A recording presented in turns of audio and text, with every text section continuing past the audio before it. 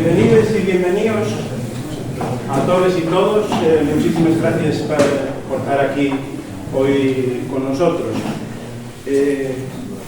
Queríamos desde la asociación, desde el Concello de la Gaita, celebrar con vosotros, aprovechar la convocatoria de Piping Society del Día de la Gaita con los primeros actos que entama la asociación Concello de la Gaita. Y qué mejor forma de hacerlo que aquí, en el Museo del Pueblo de Asturias, a los que os queremos dar las gracias por cedernos el espacio, a Afonso Fernández, al Museo de la Gaita, al Museo del Pueblo de Asturias y al Ayuntamiento de Xixón por cedernos el espacio. Y tócame presentaros un poco los actos que van a tener lugar aquí. Y para arrancar, todavía esta semana me preguntaba un alumno, pero esto del Concello de la Gaita, ¿de qué se trata? ¿Qué queréis hacer? Y repasando algunos apuntes y algunas cosas que tenía por ahí, encontré una nota de Adolfo Salazar, que fue un compositor, musicólogo, crítico en un diario madrileño que era El Sol, sobre música, que en la década de 1930, antes de la guerra, decía que la gente interesada por la musicología en España decía que presentaba un espectáculo incivil y desolador. Las pocas gentes que sienten afición por ese género de actividad intelectual se hallan inconexas, más aún, recelan las unas de las otras. La colaboración entre ellas no existe ni aún como síntoma. Esto decía Salazar en 1935. Y de alguna manera, lo que nos tiene pasado en el mundo de la gaita contemporánea, desde los años 80 a esta parte, y es que con la ilusión de hacer, metimos en un mundo complicado, mucho más de lo que pensábamos. Trabajamos con toda la ilusión del mundo, con toda la buena voluntad, todos los que nos dedicamos a esto, ¿no? Cualquiera que quiera tener una vida un poquitín asentada no se le ocurre empobinar a través de la gaita, ni haciendo gaites como los artesanos, ni como intérpretes, ni como docentes, ¿no? Las salidas profesionales son muy complejas. Entonces, parécenos que la única forma de crecer y la forma de crecer en positivo y compartiendo, y ser generoso y compartiendo los materiales que vamos sacando adelante cada uno de nosotros en las clases, porque yo estoy seguro que Rodri, Berto, Balbino, Ricardo, Arsenio, que están por ahí, están en clases que disponen de una serie de materiales que, por desgracia, Luis, Kiko, no están en una clase en otro sitio, ¿no? Entonces, danse circunstancias que parece que hay mucho trabajo hecho guardado en armarios, en carpetes, en los míos, en los armarios que uso yo para trabajar, que creo que deben estar disponibles a la gente que quiera tocar la gaita, ¿no? Cúmplense 40 años de la publicación de este método, que es un método pionero, que es el método de Xoco Amieva y Francisco Ortega, que en 1984 de repente busquen un horizonte de progreso para la gaita, de poner a la gaita en los años 80, pues hay la oportunidad de que en los años 2020, como estamos ahora, siguiésemos tocando la gaita, ¿no? Entonces, comentaba con mi padre, con Emilio, esta semana atrás, de cuando con los rogallos en Ubiero, de repente a finales de los 70, empezaron a hacer una serie de actividades en Peruviero, en la facultad, y no sé qué me comentó, y fueron con un gaitero a tocar y a explicar la danza prima y a explicar qué sé yo, y el gaitero, no sé si sería Luis o qué gaitero llevaban con ellos en la zona de Ubiero, que al terminar dijo a mi padre, ¿pero qué llegué? ¿Os gusta?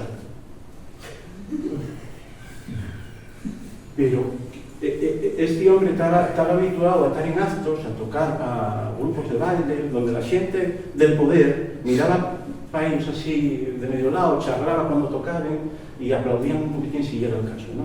Entonces esa pregunta a mí conmovióme, ¿no? Porque seguramente a ninguno de nosotros hoy en día se nos ocurre preguntar esto si estamos en un sitio tocando la gaita, ¿no? ¿Qué es la gaita? Pues una herramienta musical, un símbolo, debates que están abiertos, que son permanentes, etcétera, etcétera, y de los que tenemos que servirnos de los materiales que están por ahí circulando y que están hechos. El trabajo de Alfonso Fernández sobre la fundación del repertorio de la música de gaita asturiana y excepcional, y una publicación que hizo este centro en el 2016 y que es un libro de cabecera muy necesario para todos nosotros, porque ahí están resueltos muchos de las cosas que nos dan vueltas en la cabeza. Decía un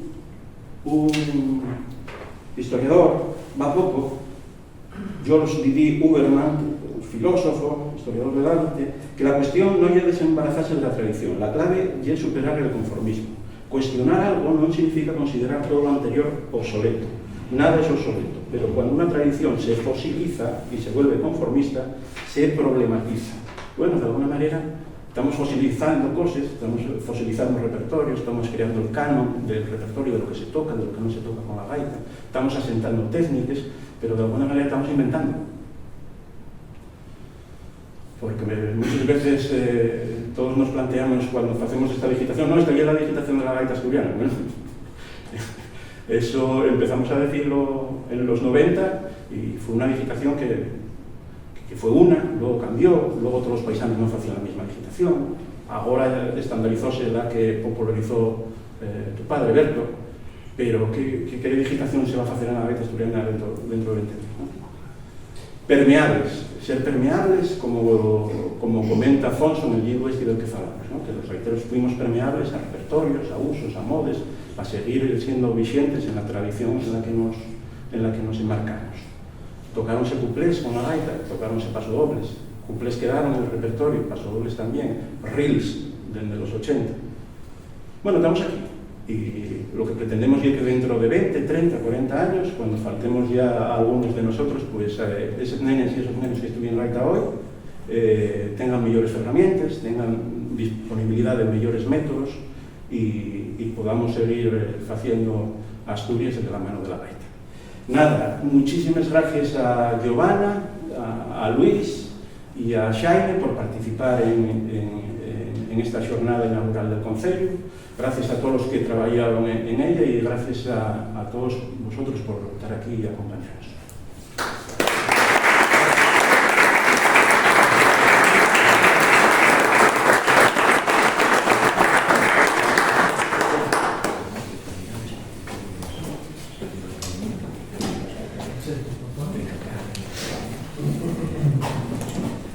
Bueno, después nada, gracias a todos y todas por estar aquí. Voy a hacer un poco de atención de Giovanna, que le agradezco que me haya puesto ahí en la presentación.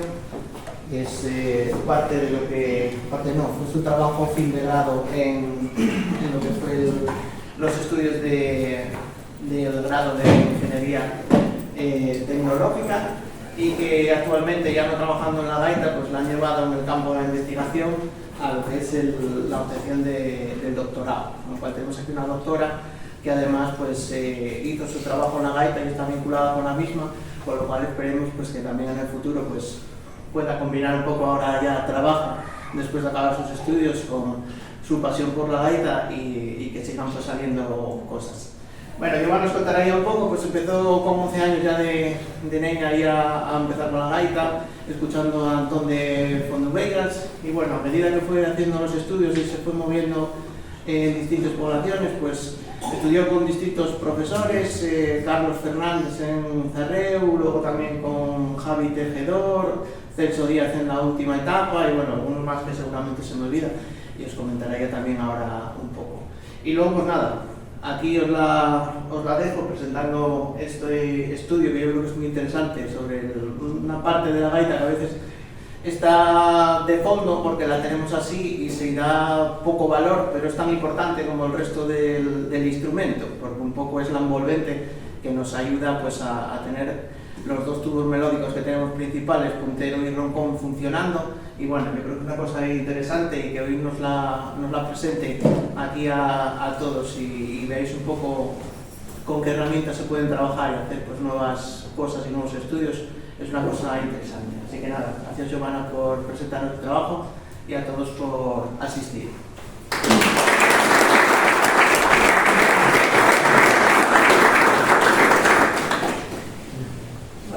Voy a hacer los centavos si me permitís. Bueno, Pelayo, muchas gracias por la introducción. Y bueno, antes de empezar a meterme un poco en lo que es el estudio, voy a hacer, bueno, que ya me presento Pelayo, voy a dar unas pinceladas así por encima. Bien decía que bueno, empecé a tocar a raíz de escuchar a Antón de Fondo Veigas, cuando se juntaba con sus amigos o en las fiestas del pueblo de Fondo Veigas, que es un pueblín del concejo de Galla, que está en el suroccidente asturiano. Y pues bueno, mientras estuve viviendo por allí, pues como decía Pelayo, estuve asistiendo a clases de Carlos Fernández, empecé a tocar en la banda de gaitas de Zarreo, luego cuando me moví a estudiar la carrera aquí a Oviedo, pues empecé a tocar con la banda de Xoco Mieva. Y en esa misma época, mientras estaba estudiando el grado, pues empecé a meterme en el mundo de los concursos, y ahí fue pues también donde por fin conocí al grande de Pelayo con el tema de ajustarme las pañuelas y demás. Y pues bueno, después de terminar la carrera tuve que marchar fuera a estudiar, anduve por Italia, por República Checa, y llevo un tiempo ahora afincada en País Vasco. Y nada, oye, pues estar aquí con vosotros de nuevo, volviendo a subirme al carro de la gaita, me hace muchísima ilusión. Y nada, que muchas gracias al Concilio de la Gaita pues, por invitarme a estar aquí con todos vosotros, ¿vale? Bueno, ya vamos a ir a meternos un poco más en el aspecto técnico. Intentaré explicarlo lo más sencillo posible para que lo podáis entender, ya que es un trabajo de ingeniería, tiene formulación y demás. Y bueno, si tenéis alguna pregunta al final, no podéis en preguntarme o bueno, en descanso o cuando sea, ¿vale? Bueno, pues seguimos. El contenido de la presentación es primero os voy a introducir un poco el estudio, luego voy a explicar el trabajo que realizamos. Voy a mostrar los resultados y finalmente pues, os voy a poner la conclusión principal de este estudio y unas líneas futuras por si alguien se quiere animar a seguir con este tipo de trabajo. Lo primero de todo, la introducción que hacía Flavio le daba una definición de la gaita un poco más concreta y bueno, yo quiero mostraros cómo define la gaita la Real Academia Española. Y dice que es un instrumento musical de viento parecido a una flauta de unos 40 centímetros de largo. Vamos a ir poco a poco entrando un poco más en esta definición, que es muy generalista. Continuaremos con el origen propio de la gaita, ¿no? No está muy claro de dónde viene este instrumento. Hay dos vertientes. La primera es que se cree que es originaria de los países nortes asiáticos como la India y que gracias a los romanos pues, la conocemos hoy en día en los países occidentales. Y la otra vertiente es que es una evolución de otros instrumentos como podría ser la zanfona siciliana.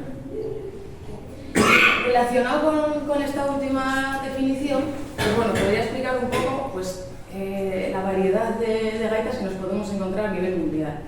Aquí pues bueno, voy a hacer un poco de zoom en lo que sería el territorio europeo, donde nos podemos encontrar gaitas de tipo Pinho en Francia, gaitas tipo William Pipe en Irlanda o gaitas de tipo Dude en la región germana.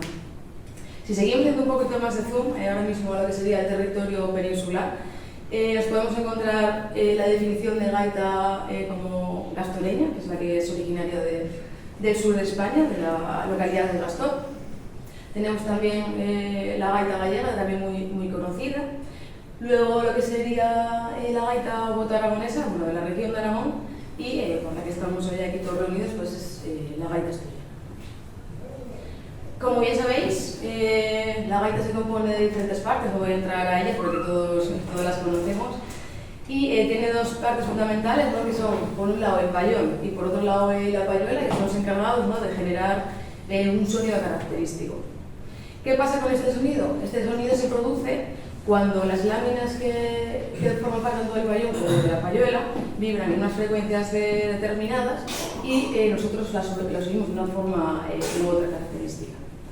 ¿Qué pasa con estos elementos? Pues que tienen ciertas, problemáticas, ¿no? O ciertos factores que influyen en su sonoridad, como puede ser el tamaño, la forma, el material de los que están fabricados, el ambiente en el que estamos tocando, si hay mucho calor, mucho frío, si es más húmedo, menos húmedo, si estamos tocando en el monte o estamos tocando en la playa. Y bueno, hay otros factores también que influyen, pero bueno, en menor medida. Por tanto, el objetivo de este estudio, de aquella, fue analizar la influencia que tiene la geometría interior de las copas en todo lo que sería la armonía del tubo melódico del roncón, ¿vale? Ahora, pues bueno, en este segundo apartado os voy a hacer un poquito bueno, os voy a explicar un poco todo lo que hicimos en este trabajo, ¿vale? Como bien os decía, nos centrábamos en el roncón y para ello pues había que diseñar o bueno, tomar alguna referencia. Escogimos una de las gaitas de Alberto Fernández, en la que dividimos en 4 tramos, donde podéis ver las longitudes. Primer tramo de unos 295 milímetros, segundo tramo de 240, tercer tramo de 120 y luego es el apartado de la copa y la tapa, lo que veis en rojo, es lo que vamos a jugar con las geometrías. En los siguientes diapositivas vamos a ver las geometrías que se han desarrollado para hacer este análisis. En primer lugar tenemos una copa cilíndrica sin tapa, que bueno, se suele utilizar en gaitas de bajo volumen, como puede ser la de tipo Duden. Luego tenemos también otra geometría, que sería la copa cilíndrica, que es menos habitual. Luego tenemos la copa cónica sin tapa, que es similar a las gaitas que veíamos antes procedentes del sur de España. Luego tenemos también la copa cónica con tapa, que es la más utilizada, por ejemplo, en las gaitas asturianas. Luego, por otro lado, tenemos la copa con perfiles de humo, que es un poco así como la 4, pero más ovalada desde dentro. Luego, la copa 6 de tipo Bessel y con tapa, que se asemeja mucho a lo que se utiliza con las gaitas gallegas. Y por último, lo que sería la copa de tipo Usillo con tapa, muy utilizada para las gaitas de tipo Boto-Aragones. Vale, antes de meterme a... Primero, estas diapositivas van a ser un poco densas porque tienen un poquito de formulación, entonces voy a intentar pasar rápido por ellas sin tampoco meterme a explicar mucho, ¿vale? Lo primero que hacemos con este trabajo es, bueno, el objetivo principal era estudiar esa armonía de todo el roncón y para ello lo que vamos a hacer es calcular las impedancias acústicas de los diferentes tramos, con las diferentes geometrías, ¿vale?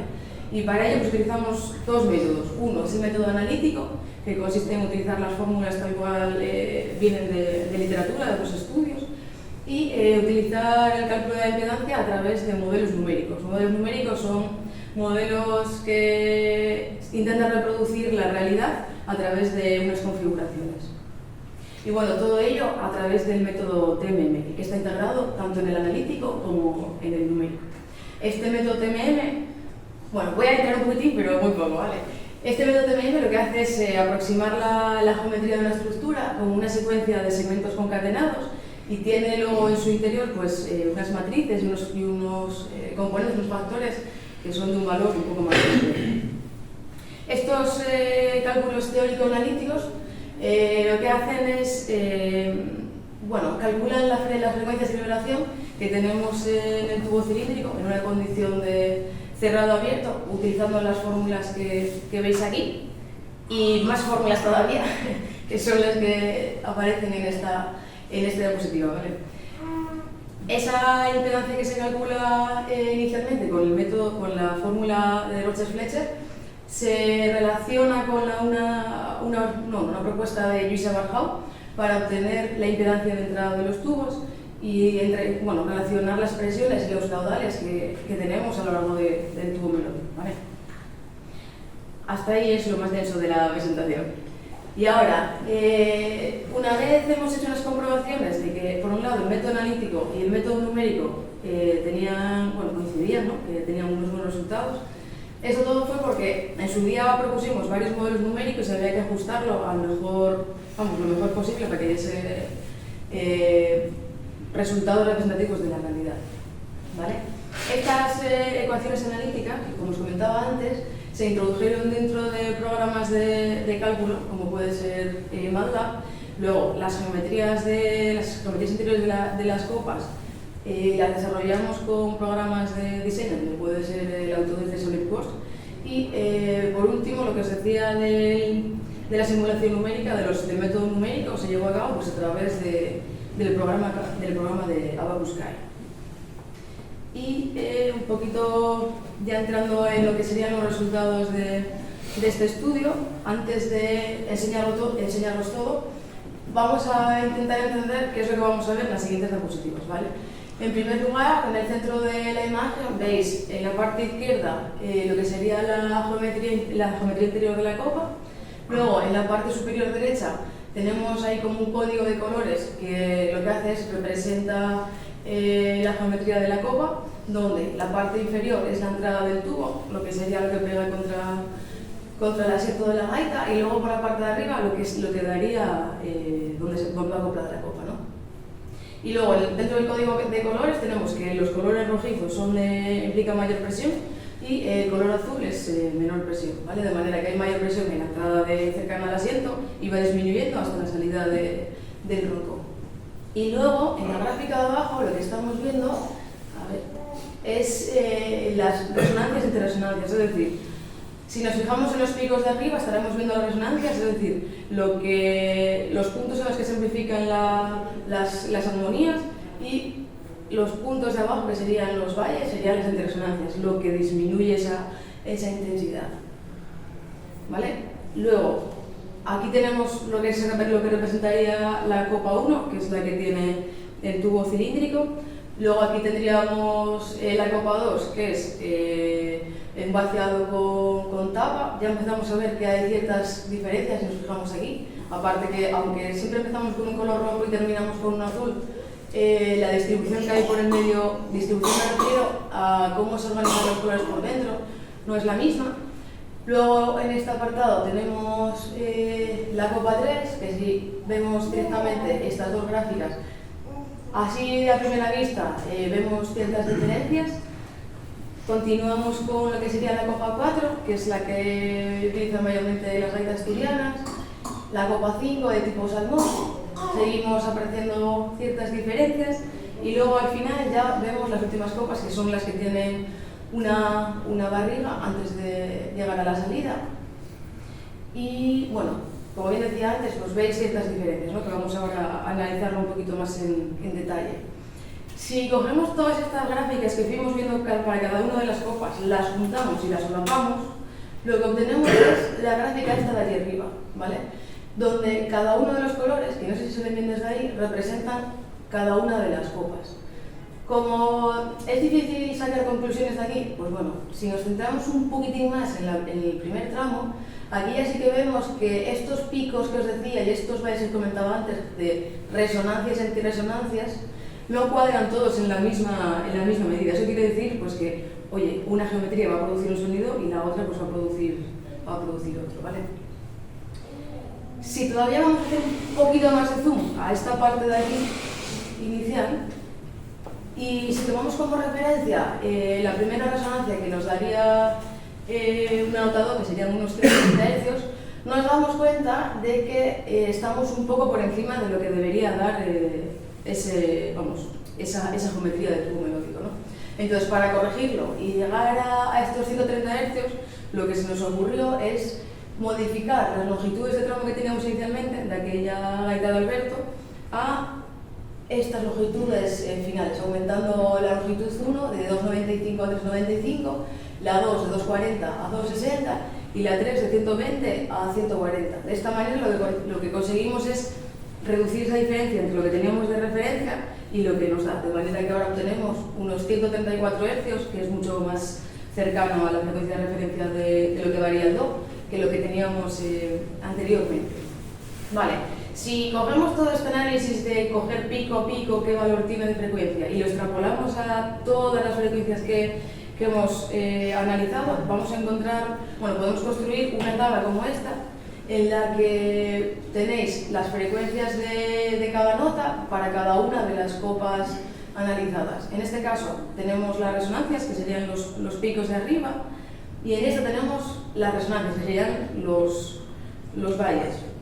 Vale. Entonces, ahora para saber cuál de las copas es la copa óptima, vamos, en cuanto a lo que nos dice este estudio, pues hemos utilizado dos criterios. Uno, el criterio de frecuencia, y es que tomando como referencia las frecuencias que nos darían las notas musicales como tal, pues hemos establecido que si estamos en un rango de más o menos 20 hercios por encima de las frecuencias que nos debería dar cada nota, pues esa frecuencia que nos da la copa sería buena, es decir, entraría para valorarse como óptima.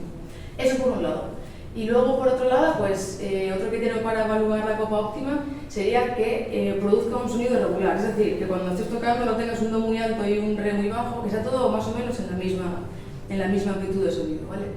Bueno, igual os pongo un ejemplo, por ejemplo, para que entendáis lo de las frecuencias, este criterio. Imaginaros que cogemos la referencia del do, sabemos que la quinta octava nos está dando 123 hercios, entonces para que la frecuencia de la tabla anterior, es decir, las frecuencias de esta tabla entren ahí, tiene que darnos entre 20 hercios menos, es decir, entre 503 y 20 hercios más, entre 543, es decir, si las notas que estamos dando están entre 503 y 543, esa frecuencia es buena y por tanto suma puntos para obtener esa copa óptima.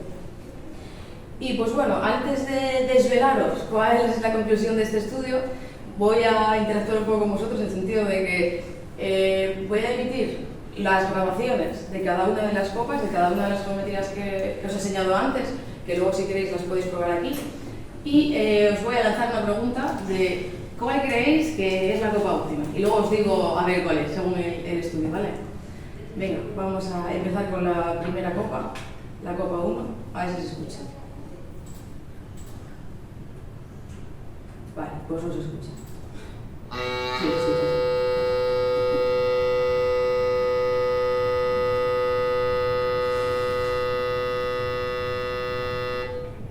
Bueno, el primer tramo es cuando arranca el ronco, no hay, eso sobra decirlo. Y otra cosa, son 10 segundos por cada una de las copas, ¿vale? Intentad recordar, si alguna queréis que lo repita, sin problema, ¿vale? Vamos a por la segunda copa.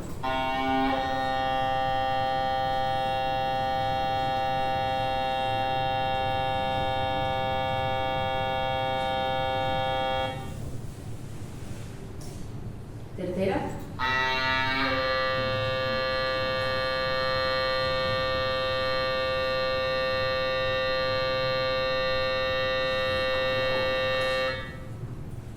La cuarta.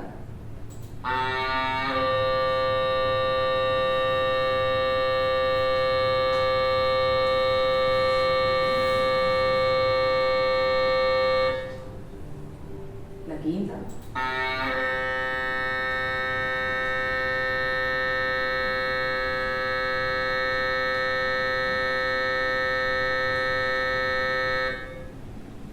La sexta.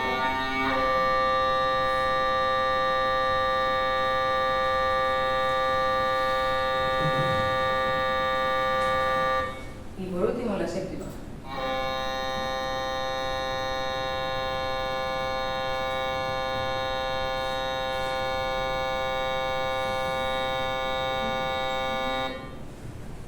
A ver, ¿qué os parece? ¿Quién cree que es la primera? ¿Hay alguno por ahí que lo tenéis claro, no tenéis claro? Es que igual el audio tampoco es muy bueno. Luego si quieres, sí, Sí, por ejemplo, tendría que ver la copa con el puntero donde está. claro, pero bueno, eso yo estoy de La copa acuerdo. sola, Estoy de acuerdo. claro, porque tienen que interactuar, ¿no? Eso es, bueno, eso está en líneas futuras. Bueno, luego comentamos esto, pero sí, buena puntualización. Alguien que se decante por la copa 2, copa 3. No os veo atrevidos, ¿eh? Nadie quiere decir nada. Porque si te gusta una, gusta una 5. Vamos a jugar, a ver. Yo 5, la segunda, gusta la técnica de la 5, pero bueno, si no Vale. tiene- falta referencia del puntero que... ¿Alguien más?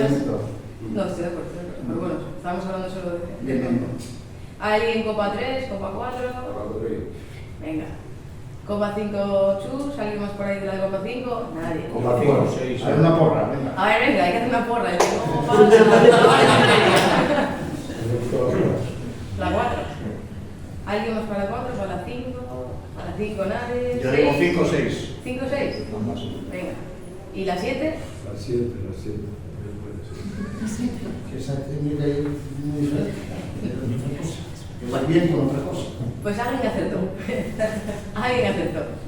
No es ni la 1 ni la 2, ni la 7. No es ni la 5, ni la 3, es la 4. ¿Qué os parece? Y si vamos un poquitín más a ordenarlas todas, La 2 está muy cerca. la 2 es la peor de todas. Esto hablo del estudio numérico, ¿eh? Luego, oye, luego cuestión de gusto, ya sabemos que cada uno, pues bueno. Porque sinceramente, ¿cuál es el objetivo de que sea mejor? ¿Te acuerdas que íbamos al criterio y teníamos una tabla de referencia donde tomábamos esos valores para decir, oye, ¿estamos cercanos a lo que nos gustaría o no? Entonces, dentro de esa tabla, sabes que no vas a sacar un valor exacto, ¿no? Entonces, cogíamos un rango que nos parecía un rango óptimo, que serían esos 20 Hz por encima y 20 Hz por debajo, para decir que la frecuencia que nos está dando esa geometría entra ahí, ¿entiendes? Sí, que tiene un rango. Eso es. Entonces, de las 25 filas que veíamos, no entran todas, obviamente. Entran igual 2 de una nota, o sea, de una rango, entra otra de otra nota. Bueno, igual si queréis os enseño, no sé si visteis, bueno, está ahí el trabajo si queréis echarle un ojo. Esto lo que se hacía es con un Excel grande y sacábamos con colorinos los rangos los que entraba cada una de las notas. Y luego contabilizábamos qué celdas cumplían la condición de que la frecuencia que está dando esta geometría está en el rango que estipulamos. Eso por un lado. Y ahí tenemos una idea del orden que podría tener la sonoridad de las copas. Y luego por otro lado, pues, oye, si tenemos una copa que entra en frecuencia, pero sin embargo da unas notas muy altas o notas muy bajas, tiene mucha oscilación, pues no es buena. O sea, tiene que tener algo que sea lo más constante posible. Y pues bueno, teniendo en cuenta esos criterios, pues nos salió este orden. Y bueno, nada, pues para terminar, me gustaría poner unas líneas futuras, pues si alguien se anima en un futuro a seguir con esto, no, bueno, nosotros mismos, nunca se sabe, ahora que ya tengo más tiempo libre después de la tesis. Lo primero, pues bueno, podríamos realizar este mismo estudio con tramos cilíndricos de igual longitud. Veíamos que antes teníamos tramo 1 de una longitud, tramo 2 de otra, tramo 3 de otra. Podemos también implementar, bueno, esto más a nivel numérico, temas del programa, configurar alguna otra historia.